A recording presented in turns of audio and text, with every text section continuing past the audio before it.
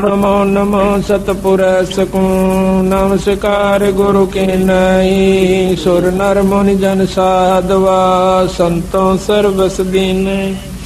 सतगुर साहिब संत सबे दंडोतम प्रणामे। आगे पीछे मध्य हुए तिनको जा कुर्बान। निराकार निर्विषम काल जाल भंजनम। निर्लेपम निज निर्गुणम अकल अनुबेसुन। सोहम सुरति समापतम सकल समाना नीरतलय। उजल हिरंबर हरदमम बेपरवाह और पार नहीं मद तम ग्रीब जो सुमर सद होई। गणनायक गलता ना करो अनुग्रह सोई। पारस पद करवाना आदि गणेश मनाओ। गणनायक देवन देवा चरण कमल लाऊं। आदि अंत करो सेवा परम शक्ति संगीतम। मृद सिद्ध दाता सोई अविगत गुण यदितम। सतपुरुष निर्मोही जगदम्बा जगदीश मंगल रूप मुरारी। तन मन अर्पो शीशम भक्ति मुक्ति भंडारी। सुर नर मुनि जन जामे ब्रह्मा विष्णु महेशा। शेष शेष मुख में पूजे गणेशा। इंद्र कुबेर सरीखा वरुण धर्म राय जावे। समर्थ जीवन जी का मन इच्छा फल पावे। 33 कोटि दारा जावे से 88। उतर बहुजल पारा कटे यम की फांसी। 33 कोटि दारा जावे से 88। उतर बहुजल पारा कटे यम की फांसी। सत साई। आज परम पिता परमात्मा बंदी छोड़ कबीर साहब तथा उन्हीं के अवतार सतपुरुष कबीर साहब। सतपुरुष के अवतार बंदी छोड़ कबीर साहब वह गरीबदास महाराज की एक विशेष कृपा हमारे ऊपर हुई है कि हम आज सत्संग रूपी गंगा में अपने अंतःकरण को साफ करने के लिए, आत्मा कल्याण के लिए कुछ समय इस संसारी कार्य से निकाल करके आज सतगुरु की शरण में, सतगुरु के चरणों में आए हैं। इस बात का प्रमाण सब जगह मिलता है कि बड़े भाग से मनुष्य जन्म प्राप्त होता है और उससे भी वह दिन हमारा बहुत ही भाग्य का होगा। अच्छे हमारे शुभ संस्कार होंगे जिस दिन हम सत्संग में आकर के परमात्मा की चर्चा सुनते हैं और परमात्मा के बारे में जानकारी होती है। आत्म कल्याण का हमें मार्ग प्रशस्त होता है कि मनुष्य जन्म परमात्मा ने हमें किस लिए दिया था। अच्छे हम ज्ञान जो है सत्संगत से प्राप्त करते हैं, बुरी जानकारी हमें कुसंगत से होती है। परमात्मा के बारे में जानकारी केवल एकमात्र सत्संग से होया करे और सत्संग जिस दिन हमें प्राप्त होता है वो हमारा बहुत ही पुण्य का दिन होता है। ना जाने पिछले जन्मों की कौन कौन सी अच्छी कमाई, युगों युगों के हमारे पुण्य कर्म हमारे साथ होते हैं। तब हम सत्संग की तरफ सोचते हैं और सोचने के बाद वो दिन प्राप्त होना, वो समय प्राप्त होना, वो घड़ी जिस दिन हम सत्संग में आते हैं या बड़े भाग से प्राप्त होती है। बंदी छोड़ भगवान गरीबदास जी, वह सतगुरु कबीर साहब तथा वो पूर्ण ब्रह्म परमात्मा आज हमें देख रहा है कि ये बच्चे उस परम पिता परमात्मा के आज उनके दरबार में आए हैं। उनको इतना भी ज्ञान है कि कौन भक्त आए हैं और कौन नहीं आए हैं, किन कारणों से नहीं आ पाए। तो ये कुछ समय होता है, कुछ ईश्वर की तरफ से परीक्षा होती है, परमात्मा की तरफ से, कि इतनी मेहनत करने के बावजूद भी इस भक्त के अंदर, इस पुण्यात्मा के अंदर इतनी उत्सुकता उत्पन्न हुई है कि नहीं हुई है कि 100 काम छोड़ करके भी मैंने सत्संग में जाना चाहिए। इतना सत्संग सुनने के बाद इस जीव आत्मा को इतना ज्ञान अवश्य हो जाना चाहिए कि जिस प्रकार हम अपने पेट भरण के लिए, अपनी रोजी रोटी के लिए, चाहे मजबूरी समझो चाहे जरूरी समझो, हम उसको दुख या सुख पा करके अवश्य करते हैं। जिस प्रकार आज कितनी ठंड है और कल भी बहुत सर्दी थी, और इस समय में ऐसे भी भक्तजन होंगे जमींदार जिन्होंने बेचारों ने रात्रि में पानी दिया होगा अपनी फसल में, नहर से या ट्यूबवेल से, जबकि हम सर्दी के अंदर अपने घर में बैठकर भी रजाई का प्रबंध किया हुआ था और कोशिश ये थी कि कोई हीटर भी लग जावे कमरे में तो गर्मी महसूस हुआ, नहीं तो सर्दी बहुत ज्यादा है। और वो बेचारे घुटनों तक पानी में, ऊपर से शीत लहर, और वो उस पानी के अंदर, उस सर्दी के अंदर ऊपर से थोड़ी थोड़ी बूंद भी आ रही थी, बारिश भी हो रही थी। ऐसे समय में वो भक्त, वो ज्ञानी जीव सत्य अपने खेत में खड़ा हुआ था। वो ज्ञानी क्यों है कि उसने इस बात का पूर्ण ज्ञान है कि अगर आज मैं पानी देने नहीं जाता हूं तो मेरे बच्चे भी भूखे मरेंगे और हम भी भूखे मर जाएंगे और हमारा बहुत नुकसान हो जाएगा।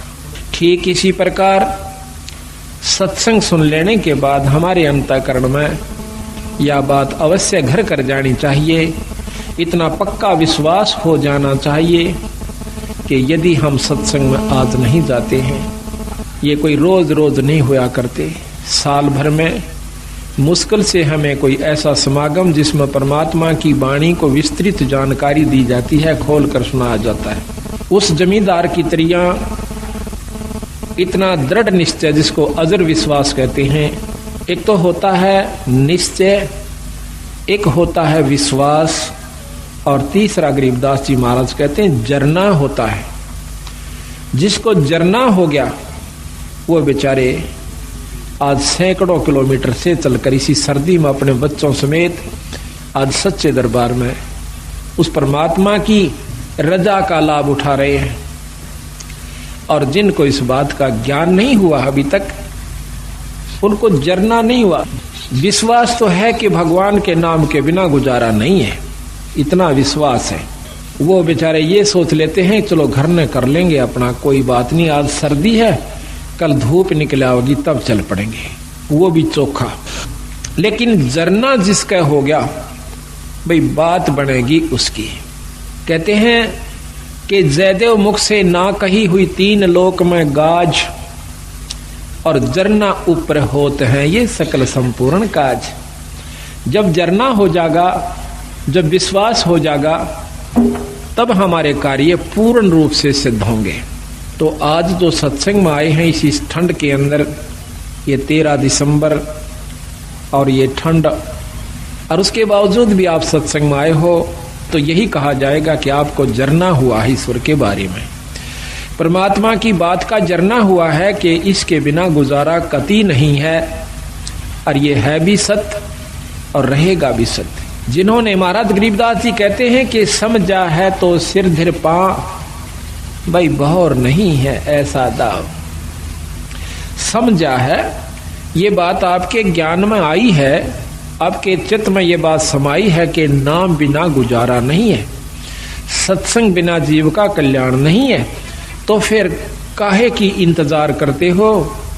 सिर धर पांव, सिर पर पैर रखना, बहुत तेज दौड़ना, सिर पर पांव रखना, बहुत तेज दौड़ना। तो सतगुरु महाराज कहते हैं समझा है तो सिर धर पांव, और बहौर नहीं है ऐसा दाव। ना तो ये मनुष्य शरीर बार बार मिलेगा, और मनुष्य शरीर कहीं मिल भी गया किसी युग में, हजारों वर्ष, लाखों वर्ष, लख 84 भोगने के बावजूद, और वो हो गया ऐसे स्थान पर जहां पर परमात्मा की चर्चा का होना भी मुश्किल है, तो उस मनुष्य जन्म से भी आपको कोई लाभ नहीं होगा। तो यहाँ सतगुरु महाराज हमें ये बताने की कोशिश करते हैं कि प्रथम तो मनुष्य जन्म नहीं मिलेगा भाई, और मनुष्य जन्म मिल भी गया तो यह बात समझ में नहीं आओगी जो आपके आ जाई से। ये बड़ी मुश्किल से बात बनती है। पता नहीं कितने सत्संग सुनने से इस बात का अंतःकरण में कुछ थोड़ा सा विवेक बने से कि भगवान के नाम के बिना भाई को नहीं गुजारा, क्योंकि सभी संत प्रमाण देते हैं और बार बार हमें बताने की कोशिश करते हैं कि नाम के बिना जीव का गुजारा नहीं भाई, और नाम मिले सत्संग से, और सत्संग से हम विमुक्त तो को नहीं बात बने। तो सत्संग में आइए, और ऐसे आइए जैसे सिर धर पांव, सिर पर पांव रख के भागना, बहुत तेज दौड़ना। कबीर साहब कहते हैं कि मानुष जन्म दुर्लभ है, या देह न बारंबार, और तरवर से फल झड़ पड़ा, यू फेर ना लागे डार। एक बार एक फल या पत्ता कहिए वृक्ष से एक बार झड़ जाता है, दोबारा उस पर नहीं लगेगा। ठीक इसी प्रकार संतों ने इस मनुष्य जन्म को बताया है। एक बार आपके हाथ से छूट गया, कोई फेर नहीं मिलेगा। इससे पहले पहले आप आने से बहुत कुछ लाभ उठाना है, वो आप कीजिए। तो इसकी जानकारी कहाँ से होती है? सत्संग से होती है। आज आपका सौभाग्य है कि आप सत्संग में आए हो। अभी आपको हम सतगुरु गरीबदास जी महाराज की वाणी का वो रहस्य आपको बताएंगे, जो कि सतगुरु महाराज ने अपने सतलोक से आकर के हमें बताने की कोशिश की। लेकिन ये इतना जल्दी समझ में नहीं आता। हम किसी गांव में जाते हैं तो पहले तो हम 2 सत्संग किया करते थे, दोनों दिन 2 अखंड पाठ चलता है। लेकिन अब समय अभाव के कारण अखंड पाठ ज्यादा हो जाने की वजह से हम केवल 1 सत्संग ही कर पाते हैं। हमारी मजबूरी हुई, लेकिन साथ में खुशी हुई कि जो कि हरियाणा में परमात्मा बंदी छोड़ गरीबदास जी को कोई जाने भी नहीं था, आज उनकी अमृतमयी वाणी का अखंड पाठ गांव गांव में और घर घर में हो रहा है। लेकिन समय अभाव के कारण, अधिकता हो जाने के कारण हम पूर्ण रूप से सत्संग वहां नहीं फरमा सकते। उसमें एक साधारण सी जानकारी दे सकते हैं जो कि नए भक्त को दी जाती है। लेकिन जो असली तत्व है वो इन 7 दिनों के अंदर आपके सामने आओगा। और जो इन 7 दिन के समागम को रुचि से एकाग्रचित करके और अपने मन को स्थिर करके और ध्यान से सुन लेगा, फिर उसके सामने कोई भी दिक्कत नहीं आवेगी, और ना ही वो इस माया के वहम में, माया के चक्कर में फिर उलझ पाओगा। संतों ने, बंदी छोड़ गरीबदास महाराज जी ने ऐसे ढंग से हमें बताने की कोशिश करी है कि देख भाई, कहीं आपको यह वहम ना रह जावे कि भक्ति का करना केवल उन व्यक्तियों का काम है जो कि घर छोड़ जाते हैं और जंगल में चले जाते हैं और बाल ब्रह्मचारी रहते हैं और वहां पर तप आदि करते हैं, गुफा बना लेते हैं, शरीर पर दाढ़ी बढ़ाते हैं, अंग पर राख लपेट लेते हैं, छार लपेट लेते हैं, बर्फ के अंदर खड़े हो जाते हैं, कोई सिर के ऊपर ठंडा नीर बरसाता है सर्दी के मौसम में। तो हम समझते हैं कि इतना कठिन कार्य, तौबा तौबा करते हैं कि हे भगवान, इतना कठिन कार्य कि ऐसी सर्दी में, जबकि हमने तो वैसे ही ठंड लग रही है अपनी जर्सी और रजाई के अंदर भी। और एक भक्त एक मटके के अंदर सैकड़ों छेक करवा लेता है और उसको एक तिपाई के ऊपर रख कर और उसके अंदर बहुत ठंडा जल ऊपर डलवाता रहता है मटके में, और मटके में से पानी झरके झरने के रूप में और उस भक्त के ऊपर, उस संत के ऊपर पड़ रहा है। तो ऐसी सर्दी में जब हम उसकी इस प्रक्रिया को देखेंगे तो एकदम कलेजा हिल जाता है कि इतनी ठंड में और ये बर्फ के पानी को अपने ऊपर डाल रहा। तो उस समय ये मन तौबा कर जाता है कि भाई भक्ति मारे बस की कौन है, हम नहीं कर सकते इसका। लेकिन बंदी छोड़ गरीबदास जी ने इसको बहुत आसान किया है। इसको ऐसा मार्ग बता दिया है कि आप काम करते हुए अपने खेत में, जैसे उन्होंने उदाहरण दे के बताया, नहीं तो उस भगवान ने यहां पर आने की कोई आवश्यकता नहीं थी और ना ही उन्होंने बच्चे पैदा करने की आवश्यकता थी, क्योंकि वो पूर्ण ब्रह्म परमात्मा थे। लेकिन हमारे इस भ्रम को दूर करने के लिए कि आपके मन में क्या जमा हो चुकी है, हमारे अंदर भी यही थी। हम तो एक साधारण सा अपना नाम ले लिया करते थे, आरती कर लिया करते थे, जब तक हमने पूर्ण ज्ञान नहीं हुआ था, इस उद्देश्य से कि हमारे थोड़े बहुत काम सर जाएंगे, भगवान की आरती कर लें। बाकी प्राप्ति की हमें कोई उम्मीद नहीं थी, परमात्मा प्राप्ति की। जब से बंदी छोड़ गरीबदासियों का, कबीर साहिब का ज्ञान देखा, इसको समझा, और साथ में ये भी पता चला कि ये गृहस्थी थे, बाल बच्चेदार थे, इन्होंने अपने बच्चों के सारी ये क्रियाक्रम किया, विवाह भी किया और साथ में उनका पालन पोषण भी किया और फिर भक्ति करके परमात्मा प्राप्ति भी की। तो जब हमारे मन में यह कुछ उत्सुकता पैदा हुई कि जब बंदी छोड़ गरीबदास जी सारे काम को करते हुए पार हुए तो हम भी हो सकते हैं। उसके बाद हमारी रुचि बढ़ी और फिर बंदी छोड़ ने लिख रखा गरीबदास जी ने कि नाम उठत नाम बैठत नाम सोवत जागबे, भाई नाम खाते नाम पीते तू नाम से ती लागबे।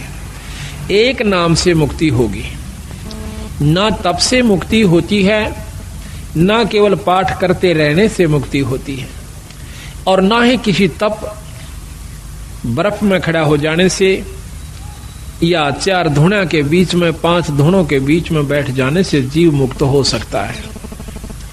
उससे कुछ और उपलब्धि होती है। तो जब हमने मेरा पता चला, इस बात का ज्ञान हुआ कि परमात्मा के पाने का तरीका भी और है, वो साधन भी और है जिससे हम ईश्वर प्राप्ति कर सकते हैं। सिद्धि प्राप्ति नहीं करनी अपन, तब से सिद्धियां आ जाती हैं। और कोई मौन बैठ जाता है 6 महीने, साल भर, 2 साल, 4 साल, वर्ष, तो उसको भी सिद्धियां आ जाती हैं। उन सिद्धियों से छोटे मोटे चमत्कार हो जाते हैं। लेकिन बंदी छोड़ महाराज कहते हैं कि ये अष्ट सिद्धि 9 निधि ये भी हमें नहीं आवश्यकता। हमने केवल आवश्यकता है तो अपने आत्म कल्याण की और जन्म मरण से पीछा छुटवाउन की है। वो कैसे छूटे हमने इस बात। तो सतगुरु महाराज ने हमें बताया कि जिस प्रकार मैंने कार्य किया, जिस प्रकार मैं रहा, मेरी रहनी को देखो। भाई बच्चे भी हुए, उनको पाला पोसा, फिर उनकी शादी करी।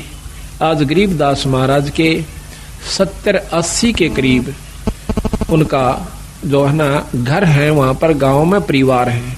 8वीं 9वीं पीढ़ी सतगुरु महाराज की चल रही है गरीबदासियों की। वहां पर लगभग 300-400 उनके 500 के करीब महाराज की आज जनरेशन है, उनकी संतति हो चुकी है छुड़ानी के। तो उन्होंने हमें यह बताया कि भाई इस वहम में मत रहना कि भक्ति वही लोग किया करते हैं जिन्होंने दाढ़ी बढ़ा रखी हो, सिर पर जटा बढ़ा रखी हो, या बहुत बड़े संस्कृत के ज्ञाता हो, चारों वेदों को बहुत ही लतीफेदार ढंग से सुना रहे हो। बंदी छोड़ महाराज कहते हैं ये अलग वस्तु है, वो अलग वस्तु है। परमात्मा पाना ये अलग वस्तु है, ये साधन भी नाराज है। एक समय की बात है, एक राम राय नाम का एक पंजाब का बहुत बड़ा रईस आदमी वासियर गांव के अंदर रहता है। था लुधियाना के पास एक वासियर गांव है। तो वहां पर गरीबदास जियों का एक शिष्य सुबह के समय ब्रह्म मुहूर्त में, यानी सूर्य निकलने से पूर्व थोड़ा सा पहले, एक कुएं के ऊपर स्नान करके वहां पर गरीबदास महाराज का नित्य नेम कर रहा था, वाणी को उच्चारण कर रहा था बहुत ही सुरीले ढंग से। और वो राम राय सुबह सुबह घूमने के लिए गया था। अब पंजाब के लोग जो हैं पूज्य श्री नानक साहिब की कृपा से वाणी के बहुत मर्मज्ज हैं। वाणी को, संत वाणी को बहुत प्यार करते हैं। एकमात्र अगर कोई सृष्टि में ग्रंथ है तो सिख धर्म का है, जिसने उसमें उन्होंने किसी मजहब को या धर्म को नहीं अपनाया। सिख कोई धर्म नहीं है। सिख नाम सिस का होता है, हिंदी में उसे सिस कहते हैं और पंजाबी में सिख कहते हैं। सिख कोई मजहब या धर्म नहीं है। आज जो सिख परंपरा के अंदर उन्होंने जो ग्रंथ साहिब बना हुआ है, उसके अंदर 39 संतों का समूह वाणी है, संग्रह वाणी है। 39 संतों की न्यारी न्यारी उनकी वाणियां हैं। तो उसमें वो भी संत हैं जो राम, भगवान, कृष्ण आदि के उपासक थे। नामदेव जी, श्री तुक्का जी और श्री ज्ञानेश्वर जी, ऐसे बहुत से संत हैं। मीराबाई जी, धन्ना जी, उन सब संतों का की वाणी, उनका एक समूह जो है संग्रह ग्रंथ है। तो उसके अंदर सभी संतों की वाणियां हैं, उनका ज्ञान है, अपना अपना मार्गदर्शन है। बड़े आदर से उनका पाठ करते हैं और सुबह सुबह उठकर, कम से हर गांव में गुरुद्वारा है, गुरु द्वारा हमने एक मान रखा कि वो केवल सिखों का ही होता है। हाँ, होता तो सिखों का है, सिख माने शिष्य, वो शिष्य का होता है। लेकिन कोई शिष्य हो, शिष्य के क्या लक्षण होते हैं, उसने क्या बुराइयां त्याग देनी होती हैं, ऐसे ऐसे जो सब जिसमें गुण हैं, तो वो शिष्य है। तो गुरु द्वारा है, जहाँ पर हमारे बंदी छोड़ की वाणी है, उसमें सिख धर्म सिख परंपरा के जो ग्रंथ साहब उन्होंने समूह बनाया है, उसके अंदर अपने कबीर साहब की वाणी 40% है अकेलों की, बाकी 60% वाणी 10 सिख गुरुओं की और साथ में 28 दूसरे संतों की वाणी है, जो केवल 60% में आ जाती है। तो वो भी कबीर साहब को बहुत महत्व देते हैं। इस वाणी को सुनकर उनकी आत्मा में शरणाहट उठा है। कोई भी ऐसा, मैंने पहला क्षेत्र देखा है पंजाब में जो जाते हैं जब, कि कोई भी धार्मिक कार्य उसमें हो रहा है तो कोई भी ऐतराज नहीं करेगा, किसी प्रकार का भी है। सब नमस्कार करेंगे और ये कहेंगे कि बहुत अच्छी बात है भाई, बहुत चंगी गल है, कोई कर सके तो इसके बराबर कोई वस्तु नहीं है। लेकिन जहां तक हमने अपने हरियाणा में ये समावेश किया है नई चीज का, हमारे बंदी छोड़ गरीबदास कबीर साहिब की कृपा से, तो हमें सबसे ज्यादा दिक्कत यही आई है कि प्रथम तो हमारे भक्तजन पिछली परंपरा को त्याग कर प्रसन्न नहीं, दुखी होते हैं अगर उनको कहते हैं कि ये रास्ता जो आप अपनाए हुए हो, ये आपका आत्म कल्याण का भी नहीं है और साथ में अपने आपके घर में सुख भी नहीं होगा। तो शुरू में पुरानी परंपरागत यानी उसके ऊपर लगे हुए रचे हुए होने के कारण वो बहुत दुख मानने से इस बात का।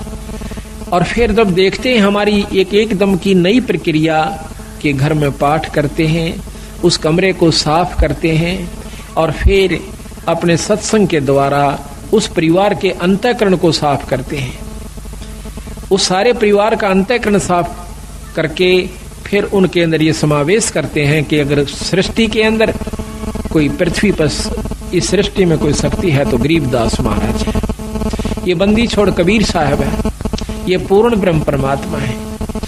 प्रथम तो इस बात को कोई स्वीकार करके प्रसन्न नहीं कि कबीर साहब भी कोई भगवान होगा, कबीर साहब के अंदर भी कोई ऐसी शक्ति होगी जो हमें सुख दे सकता है, हमारी आत्म कल्याण कर सकता है। हमने केवल अपने उन्हीं पुराने शास्त्रों के ज्ञान को ही आरूढ़ मान रखा है, तो उसके अनुसार भी हम पूर्ण साधना नहीं करते जो कि हमारे पुराने शास्त्र हैं। वो भी आखिर में हम कहाँ आगे देखा देखी जैसे भी अपनी साधना, कोई आठम, कोई छठ, कोई चौथ, कोई पांचम, कोई ग्यास, कोई द्वादशी, एकादशी, इन्हीं को माउस पूर्णिमा को पूज पाज करके और धाम स्थान पर किसी भी धाम पर जाकर के अपना मत्था साल भर में एक बार टेक करके अपनी आत्माओं को ये प्रसन्न मान लेते हैं, हम खुश हो जाते हैं कि हमने बहुत कुछ कर लिया। तो हम उनको बताते हैं जाकर के कि गरीबदास महाराज जियों ने ये बताया है कि ये साधना आपकी ठीक नहीं है। तो इन बातों को सुनकर जो समझदार होते हैं वो तो नजदीक लग जाते हैं, जो अनजान होते हैं वो बल्कि नाराज हो जाते हैं कि ये तो हमारी पुरानी परंपरा को खत्म करना चाहते हैं। देखो, समय अनुसार हमने बदल भी जाना चाहिए। जैसे पहले हम हाथ का गंडासा होता था, सानी काटने का यानी कुट्टी करने की जो मशीन है वो हाथ से, पहले पुराने समय बताते हैं कि एक उसको गंडासा ही कहते हैं यहाँ हरियाणा की आदि भाषा में, हरियाणा रोहतक जिले में तो फरसा भी समझो, ऐसे हाथ से पकड़ लिया करते थे। एक तरफ से उसको गहरा कहो, उसको भूस कहो, और दूसरे हाथ से उसके हाथ के बिल्कुल साथ से ऐसे हाथ से काटा करते थे। हमने खुद देखे हमारे दादाजी काटते हुए, वो सुबह उठ जाया करते 2 बजे 3 बजे और कटाए कट शुरू में और काट कर ढूला दिया करते। फिर वो दूसरी मशीन चली जो हाथ से घुमा करके और 2 फरसे उसमें होते हैं, उसने काटने की चली। अब वही मशीन के ऊपर एक मोटर भी रख दी गई बिजली की, जो कि मिनटों में काट देती है बहुत सुविधा के साथ। तो शुरू में जो हाथ से काटा करते थे वो बुजुर्ग जब वो मशीन चली ऐसे हाथ से काटने वाली घुमा करके, तो वो ऐतराज किया करते थे हमारे दादाजी, यूं कहा करते कि सानी तो बने से उस हाथ के गंडासे थे, ये तो वे मोटी मोटी काटो सो। यानी वो अपनी परंपरा को जो हाथ से कितनी मेहनत की, कितनी खूब हाथ की, वो करना आवश्यक समझते थे, उसी में रुचि बनी हुई थी। और फिर उसके बाद जब मशीन चल गई, मोटर चल पड़ी, तो आज कितनी सुविधा होगी। अब कोई कहे कि नहीं हम तो अपनी उस परंपरा ने को नहीं छोड़ा जो हाथ से काटा करते जो दा के साथ, तो वो गलत है, उनको ज्ञान नहीं है। ज्ञान होगा जब आप सत्संग को सुनोगे, सत्संग सुनने से फिर इसको करके देखोगे जैसे हमने आपको बताया है, तो फिर क्या होगा, फिर आपको घर में भी सुख महसूस होगा। एक एक परिवार के अंदर लगभग 2-2, 3-3 व्यक्ति बीड़ी और दारू पिया करते थे, 4-4 भी भाई सारे पिया करते थे। जब सतगुरु महाराज की वाणी सुनी कि कितना दुख होता है, कितना उनको कष्ट होगा जो आज हुक्का शराब आदि प्रयोग करते हैं, 184 में चले जाएंगे। एक बार सुना, दूसरी बार सुना, तीसरी बार सुनकर उन्होंने प्रण कर लिया कि आज के बाद हम बीड़ी शराब मांस तंबाकू प्रयोग नहीं करेंगे। तो इसी प्रकार मैं कहना ये चाहूं था कि बंदी छोड़ गरीबदास महाराज की जो वाणी है, ये यहाँ हरियाणा में प्रवेश करने में हमें बहुत दिक्कत आ रही है, लेकिन उसके बावजूद भी प्रोग्रेस इतनी आवश्यकता से अधिक होगी, उम्मीद से भी ज्यादा होगी। उम्मीद नहीं थी कि ये भक्तजन इतने जल्दी से इस बात को समझ लेंगे, पर बंदी छोड़ गरीबदास महाराज ने अपनी पूरी शक्ति का प्रयोग किया है। कबीर साहब ने अपनी पूरी रजा बख्श के दिखाई है कि ये काम मैं कर सकता हूं, जो ये कहने लाग रहे से, जो आपको ये रोजाना बताते हैं, ये कार्य मैं कर सकता हूं, और वो करके दिखाया है। जब इन भक्तों को यह बात समझ में आई है कि कबीर साहब भी कोई परमात्मा शक्ति है। यहाँ पर भी आपको मैं सैकड़ों आए हैं, पर इनमें ते सारे के सारा के घर में जो सुख हो रहे हैं, ये अपने मुंह तो बता सकते हैं जब से सतगुरु शरण में आए। लेकिन 1-2% जिनको लाभ नहीं प्राप्त हुआ, उसके पीछे रहस्य बताया कबीर साहब ने कि कबीर सतगुरु के दरबार में भाई कमी काहे की ना, और हंसा मौज नहीं पावता तेरी चूक चाकरी में। अगर तुझे पूर्ण लाभ पूर्ण मौज भगवान नहीं बख्श रहा कबीर साहब, तो तेरी चाकरी में, तेरी सेवा के अंदर अभी बहुत कमी है, अपनी बहुत कमी है तेरे अंदर। नहीं, जब 98 व्यक्तियों को परमात्मा पूर्ण लाभ दे रहा है, बंदी छोड़ दर्शन दे रहा है, और उनको वो झलक नजर आ रही है जो वर्णन करते हैं हम रोजाना, तो आपको नहीं आई, तो भाई आपकी चूक चाकरी में, आपकी कोई सेवा में कमी है, आपके कोई नियम में कमी है, आप में भी कोई अहंकार अभिमान बकाया है। तो सतगुरु महाराज को अहंकार तो लेस मात्र, मान में म्यान कहते हैं तलवार का जो ऊपर का कवर होता है, उसके अंदर 2 खड़ग 2 तलवार नहीं समा सकती, किसी रूप में भी नहीं समा सकती। इतना इम्पॉसिबल असंभव कार्य है कि राख्या चाहे पिया चाहे प्रेम रस, और राख्या चाहे मान, एक म्यान में 2 खड़ग, भाई देखी सुनी ना कान है। तो अहंकार तो एक लेश मात्र भी ईश्वर को पसंद नहीं है, और जिनमें अहंकार नहीं रहा उनको परमात्मा का दीदार हुआ, दर्शन हुआ, आत्म कल्याण हुआ।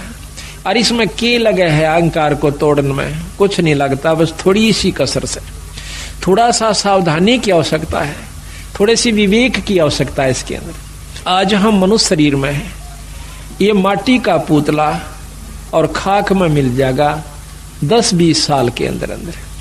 और फिर हमारे ऊपर महाराज ने लिखा है कि कबीर काहे गर्भियो, और ऊंचा देख आवाश, और काल पड़े भू लेटना तेरा ऊपर जामे घास। कल तो जमीन पर जाकर पड़ना होगा, और वहां फूक फाक के थोड़ी सी राख हो जाएगी, और उसके ऊपर फिर तेरा घास जामेंगे। तो इस प्रकार इस अहंकार ने, जैसे आज हम पशु बन जाते, शरीर छूटेगा ये भी पक्का है, और छूटने के बाद फिर पशु जुन्नी में जाना होगा, जिसमें नाम नहीं लिया जिन्होंने, और विकार किए बीड़ी शराब मांस तंबाकू प्रयोग करते रहे, उनको 184 प्राप्त होगी। फिर जिन भक्तों ने नाम भी ले लिया, और अपना धर्म पुण्य भी कर रहे हैं और फिर भी अभिमान रह गया तो फिर भी आप लख 84 में जाओगे। वो दूसरी बात है कि आपकी की हुई कमाई परमात्मा अवश्य देगा आपको। फिर ना जाने 1000 वर्ष में सूत बैठे, फिर ना 10,000 वर्ष में सूत बैठे ऐसे सत्संग का कि जिसमें आज आपको पूर्ण ब्रह्म परमात्मा के बारे में जानकारी दी जाएगी। तो लख 84 के अंदर हम कुत्ते बनते हैं।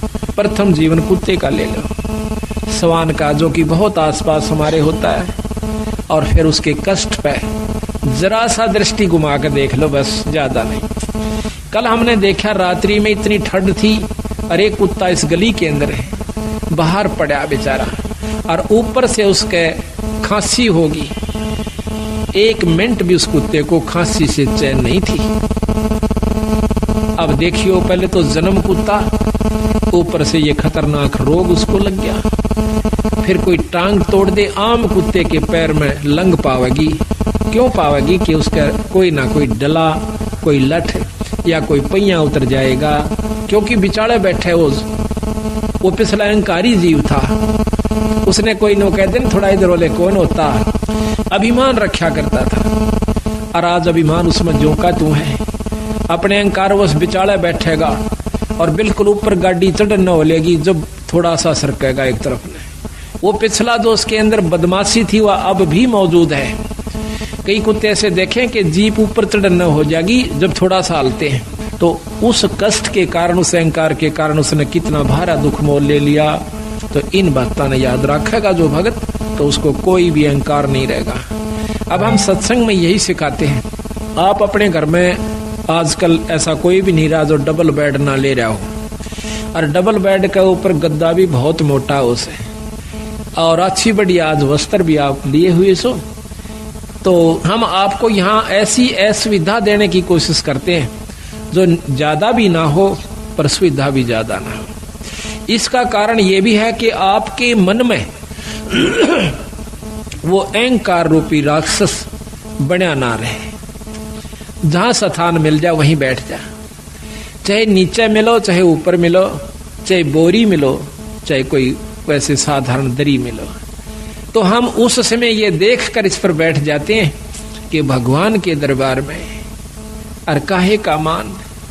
कबीर साहब इसके बारे में कहते हैं कि कबीर सत्संग में जाकर और गुरु से चावे मान, वो नर नरक में जावेंगे, युग युग बने सवान।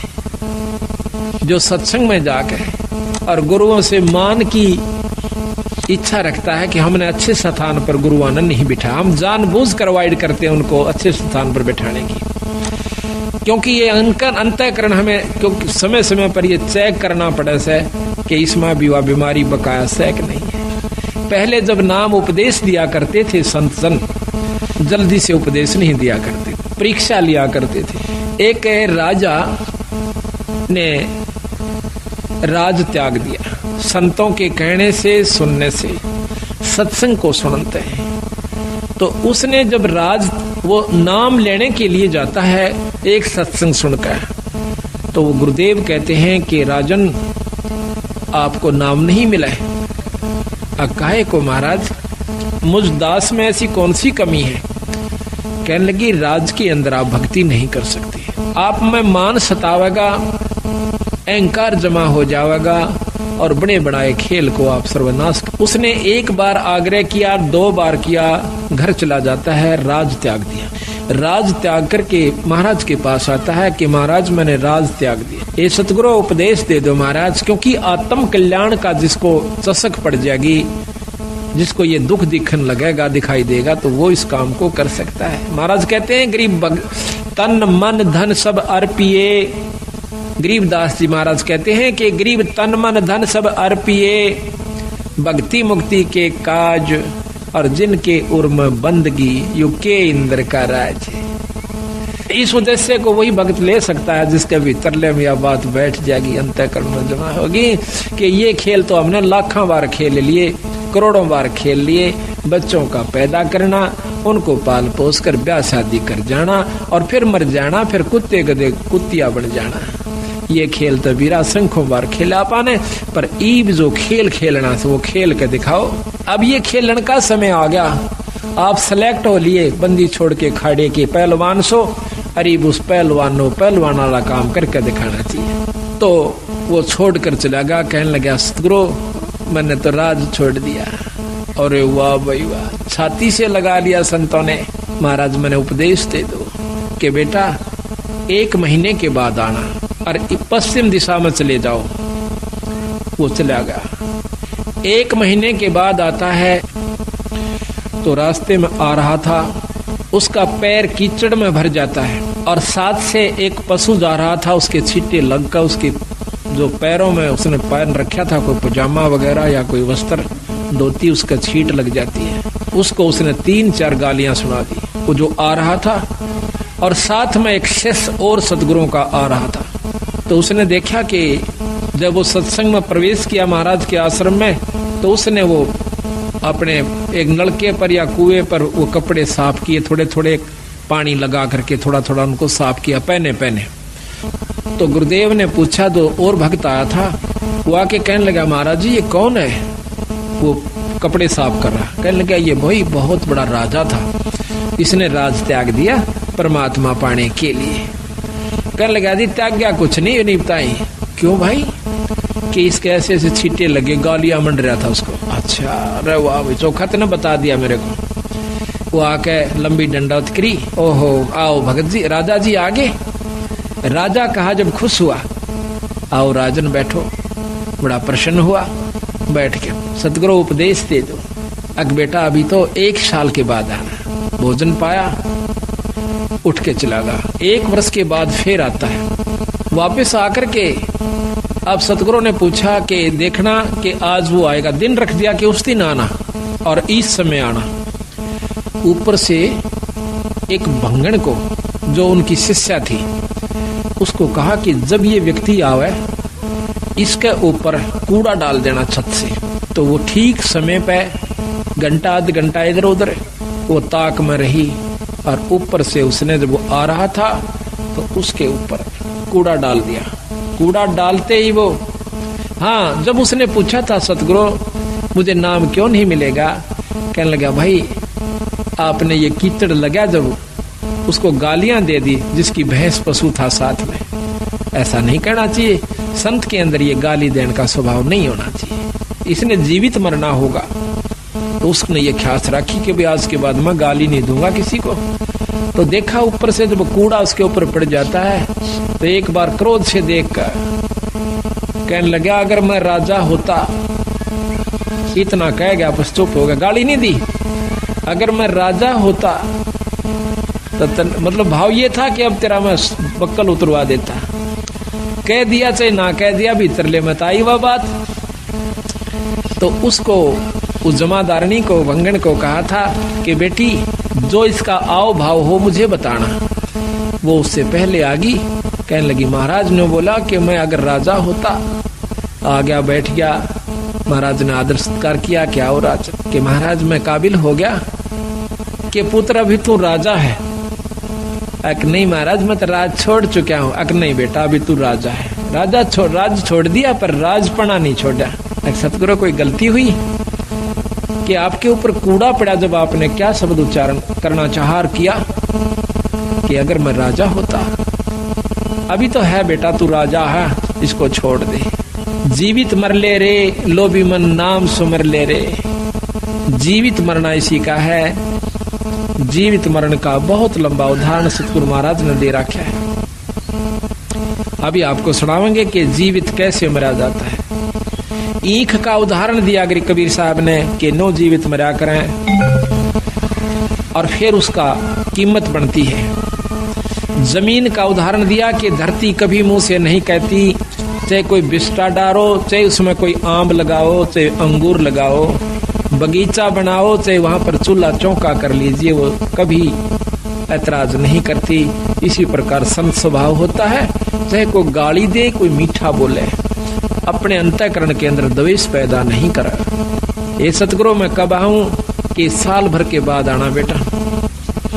1 वर्ष के बाद निश्चित समय पे वो फिर आवस तो उस समय ऊपर से चौड़ा भर के डालना था। उस बंगड़ को कह दिया एक और व्यक्ति को कि ऐसे करना कि जब ये आओ इसके ऊपर गारा और पेशाब मिलाकर पशु का वो डाल देना। जब वो आ रहा था तो उसके ऊपर वो चौड़ा डल गया, ऐसे जैसे धोखे से। ओहो हो भाई, मैंने ख्याल से नहीं करा, माफ करना।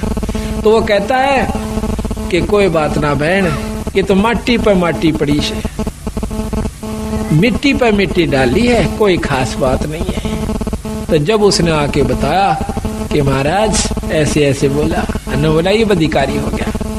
आते सतगुरु ने छाती से लगा लिया, बेटा अब तू उपदेश अधिकारी, इस शरीर को आपने मिट्टी समझ लिया तो ये अब आप तो अधिकारी हो चुका है भगवान के नाम लेने का।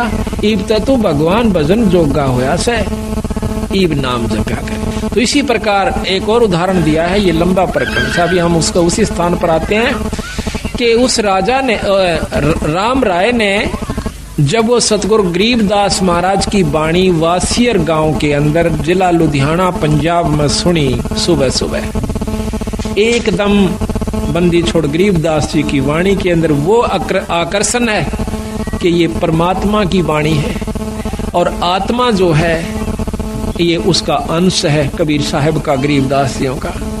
ये इसकी वाणी में इतनी आकर्षित हो।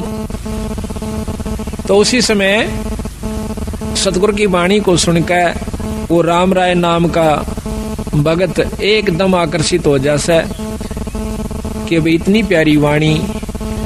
उसने चाहा कि अभी जाकर बैठ जाऊं, पर वो पहले घूम फिर के आया, आकर के महाराज के पास बैठ जाता, वो भगत जी के पास जो कि वहां पर सतगुरु की वाणी का पाठ कर रहा था। काफी देर सुनता रहा, इतना आत्म विभोर हो गया, उसकी आंखों से पानी गिरना शुरू हो गया महाराज की वाणी को सुनने मात्र से। फिर उस राम राय ने पूछा, जब उस महात्मा ने, उस संत ने अपनी वाणी को विराम दिया तो पूछा कि महाराज ये वाणी किस महापुरुष की है? तो वो संत कहने लगा कि मेरे पूज्य गुरुदेव की है। आपके गुरुदेव जी का क्या नाम है? कि गरीबदास महाराज, गरीबदास बंदी छोड़। कहने के बंदी छोड़ किसे कहते हैं? महाराज ने लिखा गरीबदास जी ने कि अमर करूं सतलोक पठाऊं, ताते बंदी छोड़ कहाऊं। अमर करूं और सतलोक पठाऊं। सतलोक सचखंड नु कहंदे, वो पूछन लग गया कहां जी? वो सचखंड और वही सतलोक। अमर करूं सतलोक पठाऊं, ताते बंदी छोड़ कहाऊं। इस काल से जीव न छुड़वाऊंगा, इस कर लिए मैं बंदी छोड़ कहलाता हूं। कबीर साहब ने गरीबदासियों के बारे में उस भक्त ने जानकारी दी। उन्होंने पूछा कि वो संत अभी शरीर में है या नहीं है? तो वो संत कहता है कि महाराज अभी शरीर में है और छुडानी गांव के अंदर है, जिला रोहतक में, तहसील बहादुरगढ़ के पास। तो उन्होंने कहा कि मुझे पूरा पता लिखवा दीजिए। ऐसे संत के दर्शन करने चाहिए, ऐसे संत के दर्शन करने चाहिए, क्योंकि जिसको ज्ञान है वो कहता है। बंदी छोड़ कबीर साहब की वाणी में आता है, कबीर साध मिलन को चालिए तजमाया अभिमानी, जो जो पग आगे धरे वो सो सो यज्ञ समानी। कबीरा दर्शन साधु का साहेब आव यादे, लेखे में वो ये घड़ी भाई बाकी के दिन बाद। फिर कहते हैं कबीर साधु दर्शन राम का, मुख पे बसे सुहागे, दर्श उन्हीं को देते हैं भाई जिनके पूर्ण भागे। कबीर साहब गरीबदास ने लिखा है, गरीब जिन मिलते सुख उपजे, मिट्टे कोट उपादे, भवन चतुर्दश ढूंढियो भाई वो परम स्नेही साधे। जिनकी मिलन मात्र से इतनी खुशी होती है, कहते ऐसे संत को चाहे 14 भुवन में भी आप न किता मिल जाओ, वहां दर्शन करिए आइए। इस वाणी को उद्देश्य रखते हुए वो राम राय जी चल पड़ते हैं। गांव छुडानी में आए, आके छुडानी में पूछा कि गरीबदास महाराज कहाँ रहते हैं? गांव वाले कोई महाराज नहीं कहा करते बंदी छोड़ को। वो तो उस समय की बात है जो भगवान खुद आए थे। आज भी मेरे ख्याल में 90% व्यक्ति छुड़ानी के नहीं मानते गरीबदास जी, 90%। और उस समय तब मानता कौन होगा। तो बाहर के भक्त आए हुए थे। महाराज कहते हैं लाल तो परखे जौहरी और सबदा परखे साध और कबीर परख ले साधु ने ताका मता आघात। तो परमात्मा को परखना कोई बच्चों का खेल नहीं है, संत को परखना। रामचंद्र जी आए, उनको एक राजा माना। कृष्ण भगवान आए, उसको एक ग्वाला माना। और उसके साथ कितनी दुष्ट आत्माओं ने आकर क्या क्या कुकर्म करने चाहे। पूतना जैसी दुष्टा ने उस छोटे से मासूम बच्चे पर भी दया नहीं आई और उसको मारने की खातिर अपनी दूधी के विसला के चल पड़ी। और उस चानूर के से नीच ने इतना बड़ा पहलवान था और उस 15 साल के बच्चे की गेला कुश्ती करने की चुनौती दे दी। ऐसे ऐसे कंस कितने उदाहरण हमें मिलते हैं, पर उस समय हम नहीं मानते उनको। जब वो मौके पर होते हैं उनके जाए पीछे फिर वृंदावन की फेरी यानी गोवर्धन की फेरी देते फिर ऐसे। वहां कृष्ण जी बैठे हैं क्या? यही हमारी भूल चौंध नहीं टूटती, इसको तोड़ने के लिए संत बार बार आते हैं। भाई जब वो शरीर में आते हैं तब तो तुम होशियार हो जाते हो, तब तो तुम सियाणे बन जाते हो और उसको परमात्मा स्वीकार नहीं करते हो। जब वो चले जाते हैं और फिर वहां उनकी मंडी बनाकर और वहां माथा टेकते फिरते हो, वहां परमात्मा नहीं है। परमात्मा के पाने की नियम है, ये इनके तरीके हैं कि उनके प्यारे हंस से संत से उपदेश लीजिए और फिर उसको उसका स्वरूप मानिए अगर आत्म कल्याण चाहत। जो उनका नुमाइंदा संत है उनको उनका प्यारा स्वरूप समझो।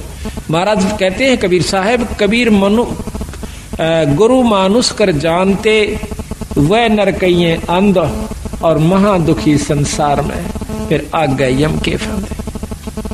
फिर साथ में कहा है कि कबीर गुरु मानुष कर जानते करें चरना अमृत को पान और वो नर नरक में जाएंगे युग युग बने सवान। गरीबदास जी महाराज भी कहते हैं कि मम संत मुझे जान मेरा स्वरूपम।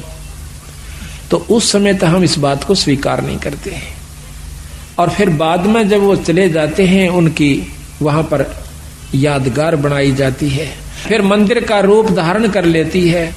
फिर हम जाकर के वहां पर अपनी, जब वहां भी उसके बावजूद भी कुछ आपके कार्य सर जाते हैं, अगर वो हाजिर थे उस समय उनसे प्रेम आप कर जाते तो आपका सर्व कार्य सिद्ध होता। अब तो केवल वो धाम बन गया और धाम पर जाने का, मत्था टेकने का केवल एक फल है, मुक्ति फल नहीं है। हम भी जाते हैं अपने धाम छुड़ानी में, लेकिन वहां अगर हम बिना गुरु के जाते हैं तो हमें कोई लाभ नहीं होगा। एक साधारण सा लाभ, जैसे कोई पशु का ठीक हो जाना, जैसे आम देवी धाम पर जाते हैं, माता धाम पर जाते हैं, या अपने कोई अपना जो पितृ धाम होता है वहां जाते हैं, उनसे ज्यादा कार्य आपके छुड़ानी में सर सकते हैं उस धाम पर जाने मात्र से। लेकिन जन्म मरण की बीमारी आपकी मुक्ति नहीं हो सकती, क्योंकि महाराज गरीबदास जी खुद कहते हैं कि पूजे देई धाम को और शीस हिलावे जो, गरीबदास साची कह हद का फर है सो। बिना गुरु के संपर्क से कट जाने के बाद आप चाहे उस धाम में जाकर बस जाइए, आपकी मुक्ति नहीं हो सकती। और यही बीमारी हमारी खत्म नहीं होती, जिसके कारण हम चौथे युग में चक्कर काट रहे हैं, दुख पा रहे हैं। तो इसी प्रकार जब हम साध मिलन को चलते हैं उस समय तो वहां पर कोई भी उसको गरीबदास महाराज जी को परमात्मा स्वीकार नहीं किए हुए था, आज भी नहीं है, उस छुड़ानी के तो नहीं है। खुद गरीबदास महाराज की परंपरा के लोग भी आज दूसरी उपासना कर रहे हैं। कारण यह है कि उनको ज्ञान नहीं कि गरीबदास के प्रबल शक्ति थी। बाकी दूसरा गांव 90% व्यक्ति यही मान रहे हैं कि ये तो इनका दादा परदादा था, ये तो ज्यादा मानस है, इसने थोड़े बहुत मान भी रहे हैं। वो मानते क्या है, पड़वासी वाले दिन अपने घर में खीर बना ली, रापे खा ली। ये मान हो रही से छुड़ाने के अंदर गरीबदासियों को मानने वालों की। और आज भी वो मूर्ख लोग जिन्होंने ज्ञान नहीं है, वो भी केवल न्यू कैसे कि बस धाम में माथा टेक ले, तेरा गुजारा ठीक हो जाएगा, पार हो जाएगा। और यही कारण था कि 250 वर्ष हो गए बंदी छोड़ने, 350 वर्ष हो गए, उन्होंने उन व्यक्तियों को सहयोग नहीं दिया जो कि गलत मार्गदर्शन कर रहे थे।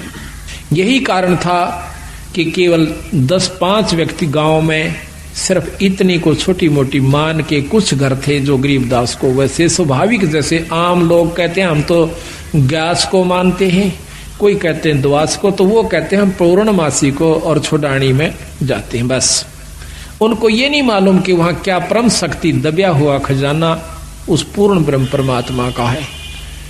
तो जब सतगुरुओं ने रजा करी, महाराज कहते हैं सतगुर नाल वड़ियाइयां दिन जाहे दिन दे। सतगुर नाल वड़ियाइयां उस बंदी छोड़ के हाथ में बढ़ाई है, वो किसने देवस है और किससे अपना काम करवावस है। आज उनकी कृपा से आज हरियाणा में कितनी मौज कर दी बंदी छोड़ने। और अब तो ये एक विस्फोट हो चुका है बंदी छोड़ की असली वस्तु का। अब तो ये फैलता जा रहा है, इतना फैल रहा है कि ये तो यथार्थ वस्तु है। छोटे छोटे बच्चे भी इस बात को समझ चुके हैं कि ये वस्तु, ये पूर्ण परमात्मा है और इनसे पूर्ण लाभ, पूर्ण मुक्ति हो सकती है। लेकिन वहां के भक्तजन आज भी इस बात को स्वीकार नहीं करे हुए। कारण यही है कि ज्ञान नहीं हुआ, और ज्ञान देने वाला कोई जाता था तो उसकी रहनी में फर्क था, उसकी करनी में फर्क था। आप उसमें आचरण नहीं था, औरों को ग्रंथ साहब सुनाता था, तो उसकी बात का असर 1, 2, 4 बार, साल 2 साल हो सकता है। लेकिन असर उसका होता है जो खुद करे और दूसरे ने फिर करके दिखावे। अब देखो भाई, मन ने तो इसमतिया ढूंढ के वस्तु पाई है, आप भी इसको ये लाभ उठा सकते हो। तो उसने पूछा वायस राम राय ने कि भाई गरीबदास महाराज से मिलना है। प्रथम तो वहां के व्यक्तियों ने मजाक करा, न्यू बोला रहा उस बौड़िए ने कैसे ना, वो बौड़िया है उस छोरी का छोरा। क्यों? महाराज गरीबदास जी, उनके पिताजी करौथे के रहने वाले थे। वहां गरीबदासियों के छुड़ानी में मामा जी थे, यानी उनकी माँ थी छुड़ानी की, लड़की थी वहां की। तो इस करके उसको रानी का लड़का कहा करते थे, भाणजा कहा करते थे। ने बोले रो बौड़िए न कैसे हो महाराज। अब उसने सोचा कि वैसे बंटता होगा। दूसरे जो साथ में था उसने बता दिया कि सामने चला जा भाई, और वहां गरीबू बैठा से बंदी छोड़ को इस भाषा में वो लोग बोलते थे। तो वो चला गया। वहां जाकर देखा कि महाराज गरीबदास जी घर पर नहीं थे, 5-4 भक्तजन आए हुए थे। तो उन्होंने से पूछा कि गरीबदास महाराज से मिलना चाहता हूं, मैं पंजाब से आया हूं। तो वो कहने लगे बैठ जाओ, आओ नहाओ स्नान करो, भोजन पाओ। घर वाले कहने लगे, तो वो कहने लगा मैं महाराज जी से मिलना चाहता हूं। कि महाराज जी तो खेत में गए हैं। किस तरफ गए हैं? जंगल में। कि बैठ जाओ आ जाएंगे। कितनी देर में आओगे? अकी ये मालूम नहीं, आवत ही बाजे में, अरे ना आवत तो शाम तक ना। उनकी मौज से उन्हें सोचा जब इतनी दूर से आ गया हूं तो क्यों ना 10 कदम और खेत की तरफ धर लूं। इतना उतावला हो रहा था कि भगवान के दर्शन करूं। साधु दर्शन राम का, ईश्वरीय दर्शन होता है संत। इतना उतावला हो कहता है कि मुझे रास्ता बताइए, मैं खेत में मिल लूंगा भगवान से। तो उन्होंने कहा कि नहीं आप यहीं रुकिए, अगर नहीं मुझे रास्ता बताइए। तो उन्होंने रास्ता बता दिया कि इस प्रकार पश्चिम में, ये दक्षिण की तरफ आप जाइए, रास्ता खेतों में जाने का। और वहां से आप रास्ते में एक रहट मिलेगा, रहट के पास एक झोपड़ी है, उसमें महाराज मिलेंगे। वो चल पड़ा। तो बंदी छोड़ रास्ते में आ रहे थे। गरीबदास महाराज की वेशभूषा के थी कि धोती और कुर्ता, जैसा आम हरियाणे की वेशभूषा है व्यक्ति पहनते हैं, उस भाव में था। आ रहे थे तो उसने राम राय ने बंदी छोड़ से पूछा कि भाई मैंने महाराज गरीबदास का स्थान बताइए। बताते ही इधर खेतों में रहते आए हुए।